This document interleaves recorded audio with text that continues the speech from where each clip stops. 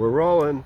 Cocktails with the Princess Part 2. So here is our Poet's Martini. You betcha. I like it. Do you like it? I like it. I think it's really good. And the Benedictine helps. So Well, I haven't had one without Benedictine, so it's hard for me to do the I comparison. used to love vodka martinis when I was in my 20s. This is good. I don't think I've ever had a martini in my life. So in honor of that, this is a Poet Martini. And my daughter's a poet. I'm going to read one of her poems for Father's Day. For Father's Day, I guess. And this poem is actually about a father. It is about a father, and it mentions whiskey, which is why she sent it to me, because it had whiskey in it, and we're talking about drinking, even though it's a completely different drink. But some background on the poem is that this is a poem she wrote for Oscar, who is her fiancé's brother's son. And Oscar is about 2 years old, maybe not quite 2, when she wrote this poem. It was during lockdown in 2020, so sort of in the midst of the pandemic.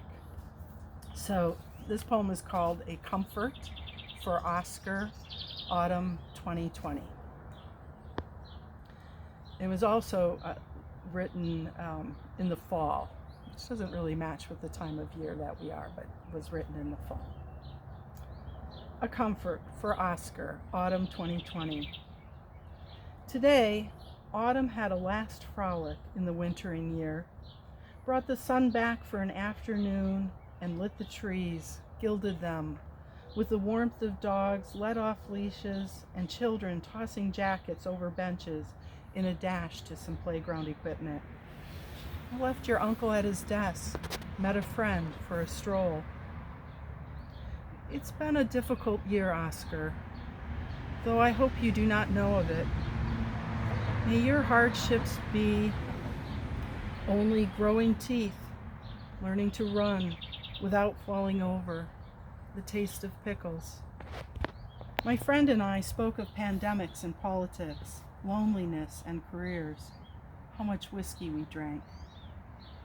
I told him how, after today, each difficulty I have, I will think of you, small and blonde, in the driver's seat of Cousin Archie's toy car, whirring away from the camera, and the moment that your father ran up beside you to see that your face was not screwed up in joy, but in distress, shouted, "Stop the car," as he reached for you, tears in your eyes, hands still on the steering wheel, twisting it desperately, left, right, crying, "Mama." And your father puts his phone away, still recording, lifts you, saying, "It's okay, maybe another time, buddy." Oscar, I too cling to what little influence I still have sometimes, gathering all my strength to ask for help and cry. It will all be okay. Together we will all be okay. And someday, that car will be fun. You will throw your hands in the air with reckless abandon and joy.